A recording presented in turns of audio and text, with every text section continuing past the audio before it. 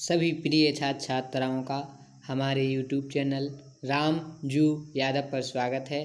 आइए प्रिय बच्चों, आज हम कक्षा 12 सामान्य हिंदी का ध्रुव यात्रा कहानी को पूरा करते हैं, जिसके लेखक हैं जैनेंद्र कुमार। कहानी बड़ी ही शानदार और मनोवैज्ञानिक है बेटा। इस कहानी में प्रमुख 3 पात्र हैं। राजा रिपुदमन बहादुर, जो कि उर्मिला के प्रेमी हैं, एक उर्मिला हैं और एक हैं इनमें उर्मिला के पिताजी आचार्य मारुति। 3 पात्र इसमें मुख्य कहानी में। तो प्यारे बच्चों, हम इस कहानी की ओर बढ़ते हैं। प्यारे बच्चों, इस कहानी में पहले उत्तरी ध्रुव पर विजय प्राप्त करके राजा रिपुदमन का भारत में आगमन होता है और उसके बाद रिपुदमन के आगमन पर उर्मिला की मनोस्थिति का वर्णन हुआ है इस कहानी में कि जैसे रिपुदमन आते हैं तो उर्मिला के मन की स्थिति क्या है। उनका एक पुत्र भी है उर्मिला का, वे उसकी ओर बार बार देखती हैं। फिर विजय के पश्चात राजा का मन नहीं लगता, उनकी मनोस्थिति बेकार हो जाती है। फिर मानसिक उपचार के लिए राजा रिपुदमन आचार्य मारुति से प्रथम बार भेंट करते हैं। फिर द्वितीय बार भी आचार्य मारुति से भेंट करते हैं वो, और द्वितीय बार में आचार्य मारुति उन्हें यह बताते हैं कि आपका मन इसलिए नहीं लग रहा क्योंकि आप उत्तरी ध्रुव से तो विजय पा लिया है, पर आपने अपने प्रेम को नहीं पहचाना। आप प्रेम के कारण व्याकुल भटक रहे हैं। फिर राजा रिपुदमन की इस कहानी में उर्मिला से भेंट होती है बच्चों, लेकिन उर्मिला सच्ची प्रेम का है राजा रिपुदमन की, और वह उन्हें लक्ष्य की प्राप्ति हेतु उन्हें वापस उत्तरी ध्रुव पर भेज देती हैं, क्योंकि अभी उत्तरी ध्रुव पर कुछ काम बाकी रह गया था, और उन्हें प्रेरित करती हैं। इस प्रकार रिपुदमन की सच्ची प्रेमिका उर्मिला अपने सच्चे प्रेम को दर्शाती हैं। फिर अंत में राजा आचार्य मारुति के पास आते हैं और उनका रहस्य उजागर होता है कि आचार्य मारुति की पुत्री उर्मिला है। फिर अंत में मारुति उर्मिला से कहते हैं कि वो राजा रिपुदमन से शादी कर लें, पर वो शादी के लिए मना करती हैं और रिपुदमन को उत्तरी ध्रुव पर जाने के लिए प्रेरित करती हैं। और कहानी के अंत में प्यारे बच्चों, राजा रिपुदमन आत्महत्या कर लेते हैं और उर्मिला को एक पत्र मिलता है। तो आइए देखते हैं, बड़ी ही मनोवैज्ञानिक मार्मिक चित्रण वाली कहानी स्टार्ट करते हैं। राजा रिपुदमन बहादुर उत्तरी ध्रुव को जीतकर यूरोप के नगर नगर में बधाइयाँ लेते हुए हिंदुस्तान आ रहे हैं। यह खबर अखबारों से पहले सफ़ेद या मोटे अक्षरों में छापी। उर्मिला ने खबर पढ़ी और पास पालने में सोते शिशु का चुंबन किया। अगले दिन पत्रों ने बताया कि यूरोप के तट एथेंस से हवाई जहाज पर भारत के लिए रवाना होते समय उन्होंने यूरोप के लिए संदेश मांगने पर कहा कि इसे अद्भुत की पूजा की आदत छोड़ देना चाहिए। उर्मिला ने भी यह पढ़ा। अब वह मुंबई आ पहुँचे हैं, जहां स्वागत की जोर जोर से तैयारियां हैं, लेकिन उन्हें दिल्ली आना है। नागरिक आग्रह कर रहे हैं और शिष्टमंडल मिल रहा है। उसकी प्रार्थना सफल हुई तो वह दिल्ली के लिए रवाना हो सकेंगे। अखबार के विशेष प्रतिनिधि का अनुमान है कि उनको झुकाना कठिन होगा। वह यद्यपि सबसे सौजन्य से मिलते हैं, पर यह भी स्पष्ट है कि उनको अपने संबंध के प्रदर्शनों में उल्लास नहीं है। संवाददाता ने लिखा है, मैं मिला तब उनका चेहरा ऐसा था कि वह यहाँ ना हो, जाने कहीं दूर हो। उर्मिला ने पढ़ा और पढ़कर अखबार अलग रख दिया। सचमुच राजा रिपुदमन बम्बई नहीं ठहर सके। छपते छपते की सूचना है कि आज सवेरे के झुरमुटे में उनका जहाज निर्विघ्न दिल्ली पहुँच गया। 1 दिन, 2 दिन, 3 दिन उर्मिला रोज अखबार पढ़ती। इन दिनों वह कहीं बाहर नहीं गई। राजा रिपु को लोग अवकाश नहीं दे रहे हैं। सुना जाता है कि वह दिल्ली छोड़ेंगे। कहाँ जाएंगे, इसके कई अनुमान हैं। निश्चय यह है कि जाएंगे किसी कठिन यात्रा पर। उर्मिला ने सदा की भांति यह भी पढ़ लिया। चौथे दिन एक बड़ा मोटा लिफाफा उसे मिला। अंदर खत संक्षिप्त था। पढ़ा और उस तरह मोड़कर लिफाफे में रख दिया। फिर बच्चे की ओर ध्यान दिया। वह जागने को तैयार ना था, फिर भी उठाकर उसे कंधे से लगाया और कमरे में डोलने लगी। इधर राजा रिपुदमन को अपने से शिकायत है। उन्हें नींद कम आती है, मन पर काबू नहीं मालूम होता। सामने की इधर राजा रिपुदमन को अपने से शिकायत है, उन्हें नींद कम आती है, मन पर पूरा काबू नहीं मालूम होता सामने की चीज़ पर एकाग्र होने में कठिनाई होती है। नहीं चाहते वहाँ ख्याल आ जाते हैं। कभी तो अपनी ही कल्पनाओं से उन्हें डर लगने लगता है।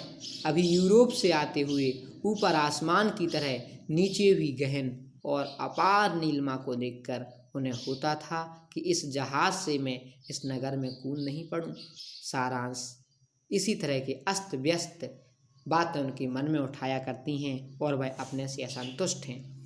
यूरोप में ही उन्होंने मानसोपचार के संबंध में आचार्य मारुति की ख्याति सुनी थी। भारत में और तिस पर दिल्ली में रखकर जिन मारुति को नहीं जानते थे, उन्हीं के विषय में यूरोप के देशों से वह बड़ी श्रद्धा लेकर लौटे हैं। इसलिए अवकाश पाते ही वह उनकी शरण पहुंची। यद्यपि सन 1960 की बात है जिस वर्ष आचार्य का देहांत हुआ, पर उस समय वह जीवित थे। अभिवादन पूर्वक आचार्य ने कहा, वैद्य के पास रोगी आते हैं, विजेता मेरे पास किस सौभाग्य से आए हैं। रिपु, रोगी ही आपके पास आया है। विजेता छल है और दुनिया के छल को दुनिया के लिए छोड़िए। पर आप तो जानते हैं आचार्य, हाँ, चेहरे पर आपके विजय नहीं पराजय देखता हूँ। शिकायत क्या है। रिपु, मैं खुद नहीं जानता। मुझे नींद नहीं आती और मेरा मन पर काबू नहीं है। क्या होता है जो नहीं चाहता, मन के अंदर वह सब कुछ हुआ करता है। खास तौर पर आप क्या नहीं चाहते। क्या कहूँ, यही देखिए कि हिंदुस्तान लौट आया हूँ, जबकि ध्रुव पर अभी बहुत काम बाकी है। विजेता शब्द व्यंग है। ध्रुव देश भी हम सब के लिए उद्यान होना चाहिए। एक अकेला झंडा गाड़ आने से क्या होता है, यह सब काम काफ़ी है। फिर भी मैं हिंदुस्तान आ गया, भला क्यों। मारुति गौर से रिपुदमन को देखते रहे। बोले, तो हिंदुस्तान ना आना जरूरी था। हाँ, आना किसी भी तरह जरूरी ना था। क्यों, हिंदुस्तान तो घर है। पर क्या मेरा घर तो ध्रुव भी हो सकता है। आचार्य ने ध्यानपूर्वक रिपुदमन को देखते हुए कुछ हंसकर कहा, यानी हिंदुस्तान को छोड़कर कोई घर हो सकता है। राजा रिपुदमन ने उत्साह से कहा, लेकिन क्यों कोई घर हो, और मेरे जैसे आदमी के लिए। आचार्य, खैर अब हम काम की बात करें। अभी मैं कुछ नहीं कह सकता। कल पहले बैठक दीजिए 3:20 पर। डायरी रखते हैं, नहीं तो अब से कल तक की डायरी रखिए। साथ जो खर्च करें उसका पाई पाई हिसाब, और जिनसे मिलें उनका ब्यौरा भी लिखवाऊंगा। वह सब अभी ना कह सकूंगा। मैं सोचता हूँ कोई खराबी नहीं है। मैं वैज्ञानिक से अधिक विश्वासी हूँ। विश्वास में बहुत शक्ति है। हम कल मिलेंगे। जी नहीं, इसके लिए बाहर सेक्रेटरी है। बड़े बड़े नोटों को वापस पर्स में रखते हुए राजा ने कहा, मेरा स्वास्थ्य आप मुझे दे दें तो मैं आपका ऋणी हो जाऊंगा। आचार्य हंसकर बोले, लेकिन आप तो स्वस्थ ही हैं। मैं आत्मा को मानता और शरीर को जानता हूँ। शरीर आत्मा का यंत्र है, यंत्र आपका साबित है, निरोग है, सब अवयव ठीक है। कृपया कल सवेरे आप यहाँ के यंत्र मंदिर में भी हो आएँ। सेक्रेटरी सब बता देंगे। वहाँ आपके हृदय, मस्तिष्क और शेष शरीर का पूरा निरीक्षण हो जाएगा और परिणाम दोपहर तक मैं देख चुकूँगा। यह सब शास्त्रीय सावधानी है और उपयोगी भी है, लेकिन आप मान लें कि आपका शरीर एकदम तंदुरुस्त है। कल डायरी लाइएगा।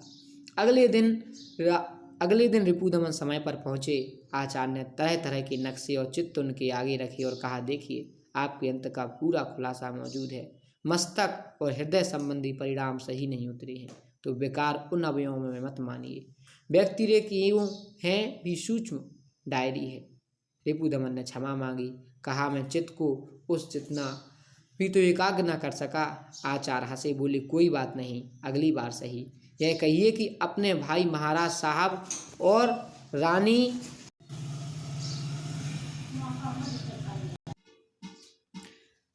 माता से मिलने आप जाइएगा। विजेता को जीतने के लिए मार्के बहुत हैं, पर कानों का मन जीतना भी छोटी बात नहीं है। मैंने कल फोन पर महाराज से बातें की थीं। आप जो करो वह उसमें खुशी है, लेकिन अपने सुख से आप तनिक विमुख ना रहो। यह भी वह चाहते हैं। अच्छे से अच्छे संबंध मिल सकते हैं, यह आप चुन लो। विवाह अनिष्ट वस्तु नहीं है। आप तो एक आश्रम का द्वार हैं, क्योंकि यह चर्चा आरुचिकर है। रिपुदमन ने कहा, जी, मैं उसके अयोग्य हूँ। विवाह से व्यक्ति रुकता है, वह बंधता है, वह तब सबका नहीं हो सकता। अपना एक कोलू का अपना एक कोलू बनाकर उसमें जुता हुआ चक्कर में ही घूम सकता है। नहीं, उस बारे में मुझे कुछ कहने को नहीं है। आचार्य हंसकर बोले, विवाह चक्कर सही, लेकिन प्रेम? रिपुदमन ने कुछ जवाब नहीं दिया। प्रेम से तो नाराज नहीं हो? प्रेम का स्वतंत्र अस्तित्व नहीं है। प्रेम की निमित्त उसकी सृष्टि है। इससे विवाह की बात तो दुकानदारी की है, सच्चाई की बात प्रेम है। इस बारे में तुम अपने से बात करके देखो। आप वह बात डायरी में दर्ज कीजिएगा। आप परसों मिलेंगे।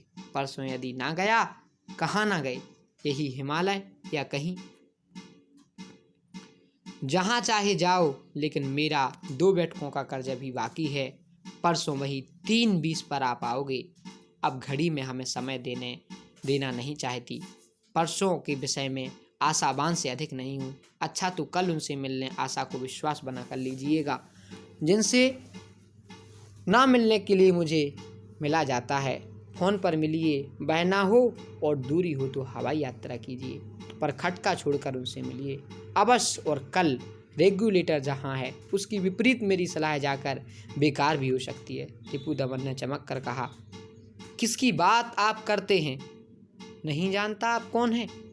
और जानूंगा तो आप ही से जानूंगा। देखिए, ध्रुव से और हिमालय से लड़ाई भी ठीक ठीक तभी आपकी चलेगी जब अपनी लड़ाई एक हद तक सुलझ सकेगी। प्रेम का इनकार अपने से इनकार है, लेकिन घड़ी की आज्ञा का उल्लंघन हम अधिक नहीं करेंगे। देखिए, परसों यदि आ सका आ जाएंगे। नमस्कार नमस्कार। समय सब पर बह जाता है और अखबार कल को पीछे छोड़कर आज चलते हैं। राजा रिपुदमन नएपन से जल्दी छूट गए। ऐसे समय सिनेमा के एक बॉक्स में उर्मिला से उन्होंने भेंट की। उर्मिला बच्चे को साथ लाई थी। राजा सिनेमा के द्वार पर उसे मिले और बच्चे को गोद में लेना चाहा। उर्मिला ने जैसे यह नहीं देखा और अपने कंधे से उसे लगाए वह उनके साथ जीने पर चढ़ती चली गई। बॉक्स में आकर सफलतापूर्वक उन्होंने बिजली का पंखा खोल दिया। पूछा, कुछ घुमाऊं? नहीं। घंटी बजाकर आदमी को बुलाया, कहा 2 क्रीम। उसके जाने पर कहा, लाओ मुझे दो ना। क्या नाम है? उर्मिला ने मुस्कुरा कर कहा, नाम अब तुम दो। तो लो, आदित्य प्रसन्न बहादुर। खूब है, बड़े आदमी बड़ा नाम चाहते हैं। मैं तो मधु कहती हूँ। तो वह भी ठीक है, माधवेंद्र बहादुर। खूब है, तुम जानो मुझे तो मधु काफ़ी है। इस तरह कुल बातें हुई और बीच में ही ज़रूरत हुई कि दोनों खेल से उठ जाएं और कहीं जाकर आपस की सफाई कर लें। दूर जमुना किनारे पहुंचकर राजा ने कहा, अब कहो मुझे क्या कहती हो? कहती हूँ कि क्यों अपना काम बीच में छोड़कर आए। मेरा काम क्या है? मेरे और बच्चे की चिंता जरूर तुम्हारा काम नहीं है। मैंने कितनी बार तुमसे कहा, तुम उससे ज़्यादा के लिए हो। उर्मिला, अब भी मुझे नाराज हो? नहीं, तुम पर गर्वित हूँ। मैंने तुम्हारा घर छुड़ाया, सब में रुसवा किया, इज्जत ली, तुमको अकेला छोड़ दिया। उर्मिला, मुझे जो कहो थोड़ा, पर अब बताओ मुझे क्या करने को कहती हो? मैं तुम्हारा हूँ, रियासत का हूँ, ना ध्रुव का हूँ। मैं बस तुम्हारा हूँ, अब कहो। देखो राजा, तुम भूलते हो, गृहस्थी की सी बात ना करो। महाप्राणों की मर्यादा और है, तुम उन्हीं में हो। मेरे लिए क्या यही गौरव कम है कि मैं तुम्हारे पुत्र की माँ हूँ? मुझे दूसरी सब बातों से क्या मतलब, लेकिन तुम्हें हक नहीं कि मुझसे घिरो। दुनिया को भी जीतने की ज़रूरत नहीं कि मेरा बालक तुम्हारा है जताने की। मेरा जानना मेरे गर्व को काफ़ी है। मेरा अभिमान इसमें तीसरे को शरीर न करेगा, लेकिन मैं अपने आप को क्षमा नहीं करूँगी अगर जानूँगी कि मैं तुम्हारी गति बाधा हूँ। अपने भीतर के वेग को शिथिल ना करो। तीर की नाई बढ़े चलो जब तक लक्ष्य पार हो। याद रखना कि पीछे एक है जो इसी के लिए जीती है। उर्मिला, तुमने मुझे ध्रुव भेजा कहती थी, उसके बाद मुझे दक्षिणी ध्रुव जीतने जाना होगा। क्या सच मुझे वहीं जाना होगा? राजा, कैसी बात करते हो? तुम कहीं रुक कैसे सकते हो? जाना होगा। नहीं जाओगे? अतुल वेग तुम में है। क्यों? वह यूं ही नहीं, मैं देखूंगी कि कुछ उसके सामने नहीं टिक सकता। मैं तुम्हारी बनी तो क्या इतना नहीं कर सकती? इस पुत्र को देखो, भवितव्य के प्रति यह तुम्हारा दान है। अब तुम उड़न हो, गति के लिए मुक्त हो, ध्रुव धरती के हो चुकेंगे, जबकि आकाश के समान होंगे। राजा, तुमको रुकना नहीं, बस अंत अनंत हो, यही गति का आनंद है। उर्मिला, मैं आचार्य मारुति के यहाँ गया था। मारुति, वह ढोंगी, वह श्रद्धेय है। उर्मिला, जानती हूँ, वह स्त्री के चूल्हे के और आदमी को हल के लिए पैदा हुआ समझता है। वह महत्व का शत्रु, साधारणता का अनुचर है। उसने क्या कहा, तुम उन्हें नहीं जानती हो? माँ की भक्ति उनकी भक्ति थी। वह अक्सर हमारे यहाँ आते थे और उन्हीं की सीख से माँ ने मुझे संस्कृत पढ़ाई और नई हवा से बचाया। तभी से जानता हूँ वह तेजस्वता का अपहर्ता है। अब वहाँ न जाना। उसने कहा क्या था? कहा था यह गति अगति है, जगह बदलना नहीं, सचेत होना गतिशीलता का लक्षण है। उसकी शायद राय है कि मुझे घूमना नहीं, विवाह करना चाहिए। मैं जानती थी। और तुम्हारी क्या राय है? वही जानने तुम्हारे पास आया हूँ। मारुति, सब जानते हैं, मुझको तुम भी जानती हो, इसलिए तुम ही कहो मुझको क्या करना है। विवाह नहीं करना। उर्मिला, तुम्हारा शरीर स्वस्थ है और रक्त उष्ण है, तो उर्मिला, तो स्त्रियां की कहीं कमी नहीं है। बको मत उर्मिला, तुम जानती हो। जानती हूँ, इसी से कहती हूँ। तुम्हारे लिए क्या मैं स्त्री हूँ? नहीं, प्रेमिका हूँ। मैं इस बारे में कभी भूल नहीं करूँगी। इसलिए किसी स्त्री के प्रति तुम में निषेध नहीं चाह सकती। मुझ में तुम्हारे लिए प्रेम है। इससे सिद्धि के अंत तक तुम्हें पहुँचाए बिना मैं कैसे रह सकती हूँ? उर्मिला, सिद्धि मृत्यु से पहले कहाँ है? वह मृत्यु के पार है। राजा, इससे मुझ तक लौटने की आशा लेकर तुम नहीं आओगे। सौभाग्य का क्षण मेरे लिए शाश्वत है, उसका पुनरावर्तन कैसा? उर्मिला ने, तू मुझे जाना ही होगा, तुम्हारे प्रेम दया नहीं जानेगा। यह क्या कहते हो? राजा, मैं तुम्हें पाने के लिए भेज सकती हूँ और तुम मुझे पाने के लिए जाते हो। यही तो मिलने की राह है। तुम भूलते क्यों हो? उर्मिला, आचार्य मारुति ने कहा, साधारण रहो, सरल रहो। हम दोनों कहीं अपने साथ छल तो नहीं कर रहे हैं? नहीं राजा, मारुति नहीं जानता। वह समझ की बात से परे है। उस तक प्रेम की पहुंच सकता है। जाओ राजा, जाओ, मुझको परिपूर्ण करो, स्वयं भी संपूर्ण हो जाओ। देखो उर्मिला, तुम भी रो रही हो। हाँ, स्त्री रो रही है, प्रेमिका प्रसन्न है। स्त्री की मत सुनना, मैं अभी पुरुष की नहीं सुनूंगी। दोनों जने प्रेम की सुनेंगे। प्रेम जो अपने सिवा किसी को कुछ नहीं जानता। 3:45 बजे राजा रिपु आचार्य के यहाँ पहुँचे। डायरी दी। आचार्य ने उसे गौर से देखा।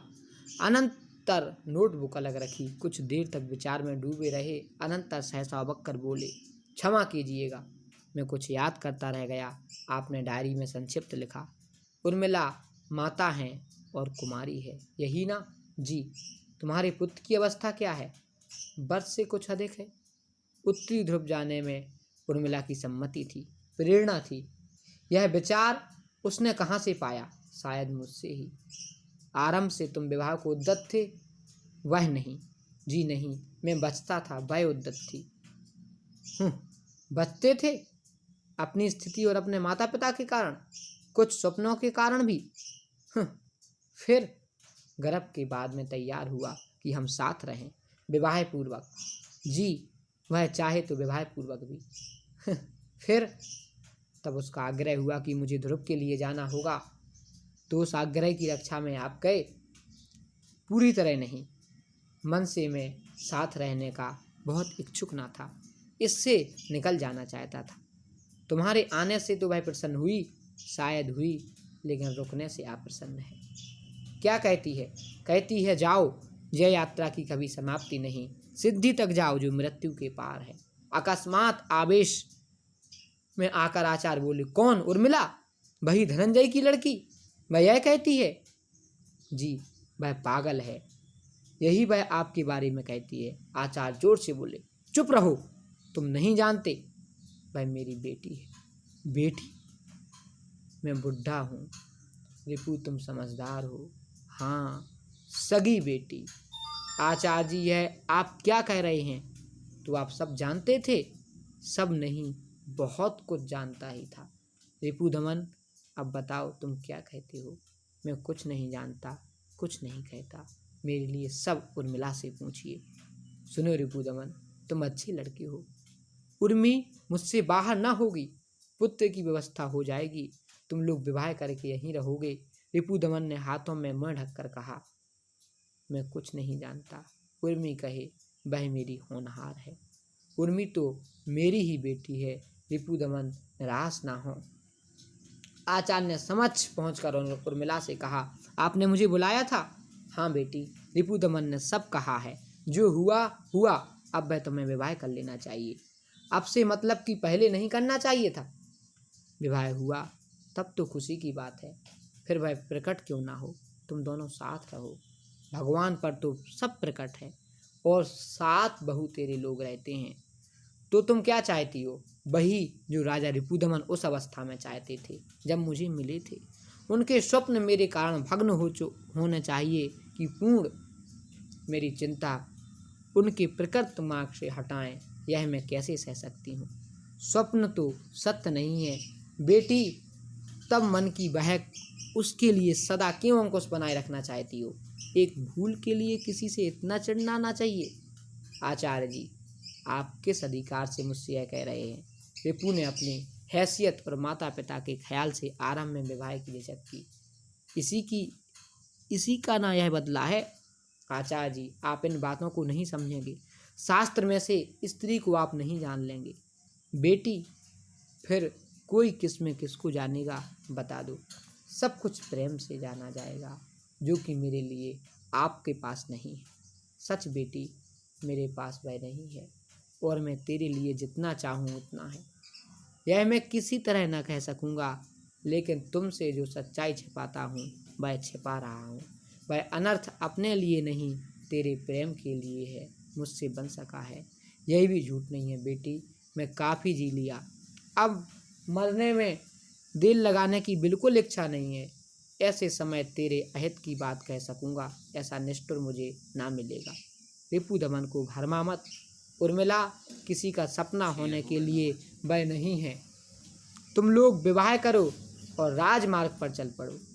उर्मिला ने हंसकर कहा, आप थक गए हैं आचार्य जी, भीड़ चलती है, इसी कारण जो प्रशस्त और स्वीकार हो गया।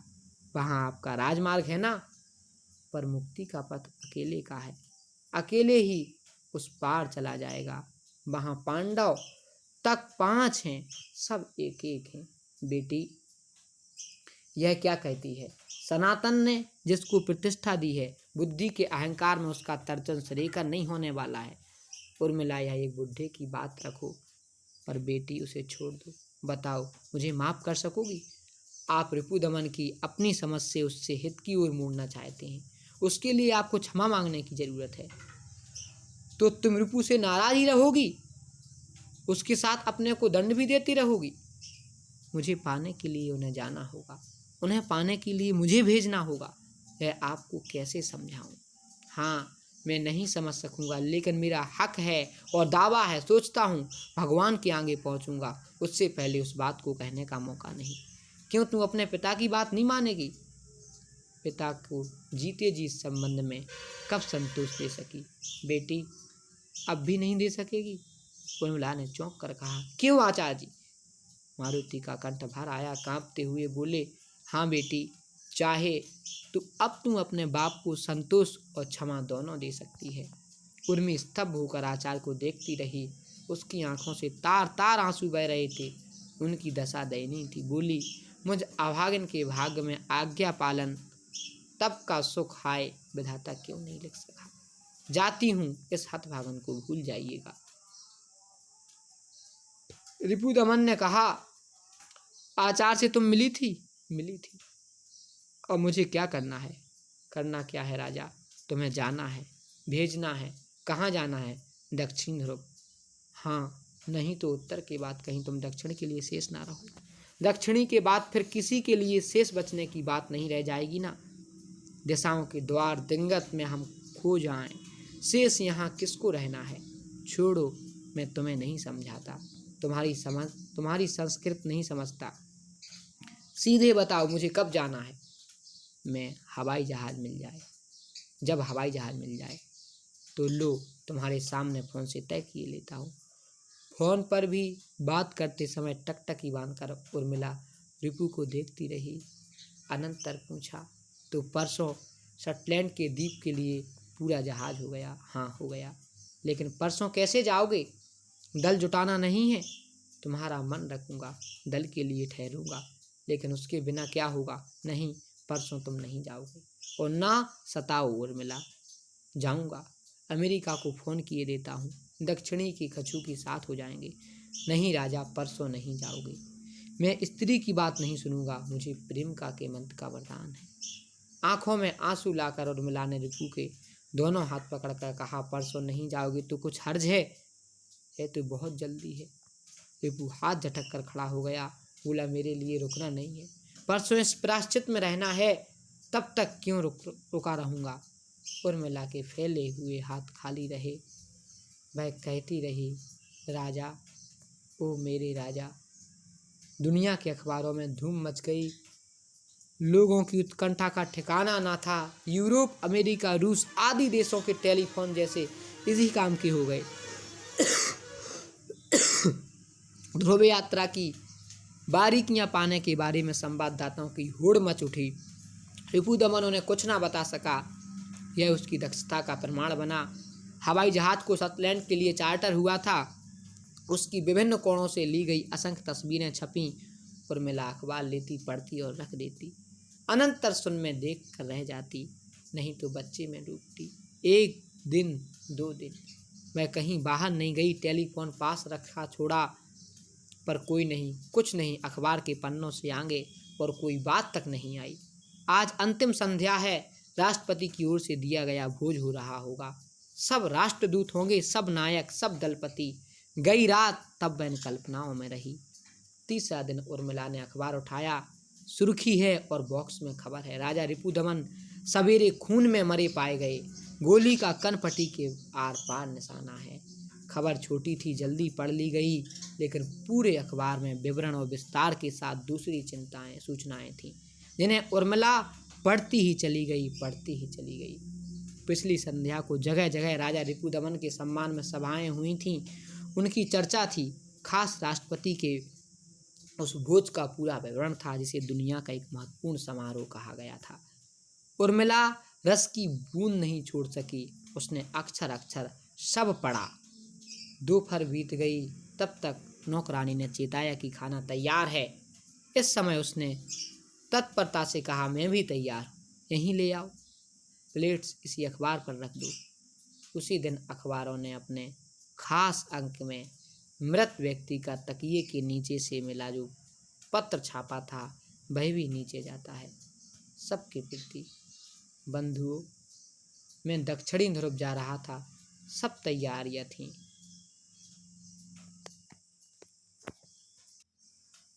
मैं दक्षिण ध्रुव जा रहा था, सब तैयारियां थीं। ध्रुव में मुझे मौत नहीं है। मैं फिर भी जाना चाहता था, कारण इस बार मुझे वापस नहीं आना था। ध्रुव के एकांत में मृत्यु सुखकर होती। ध्रुव यात्रा मेरी व्यक्तिगत बात थी, उसे सार्वजनिक महत्व दिया गया। यह अन्याय है। इसी शाम राष्ट्रपति और राष्ट्रदूतों ने मुझे बधाइयाँ दी, मेरे पराक्रम को सराहा, पर उन्हें छल हुआ है। मैं यह श्रेय नहीं ले सकता, यह चोरी होगी। उस भ्रम में लोगों को रखना मेरे लिए गुनाह है। क्या होता कि मैं ध्रुव जा सकता, लेकिन लोगों ने सार्वजनिक रूप से श्रेय मुझ पर डाला। उसका स्वप्लांश भी किसी तरह अपने साथ लेकर मैं नहीं बढ़ सकता हूँ। यात्रा एकदम निजी कारणों से थी। मुझे बहुत खेद है कि मैं किसी से मिले आदेश और उसे दिए वचन को पूरा नहीं कर पा रहा हूँ, लेकिन ध्रुव पर भी मुझे बचना नहीं था, इसलिए बचना अब नहीं है। मुझे संतोष है कि मैं किसी की परिपूर्णता के काम आ रहा हूँ। मैं पूरे होश और हवास में अपना काम तमाम कर रहा हूँ। भगवान मेरे प्रिय के अर्थ मेरी आत्मा की रक्षा करे।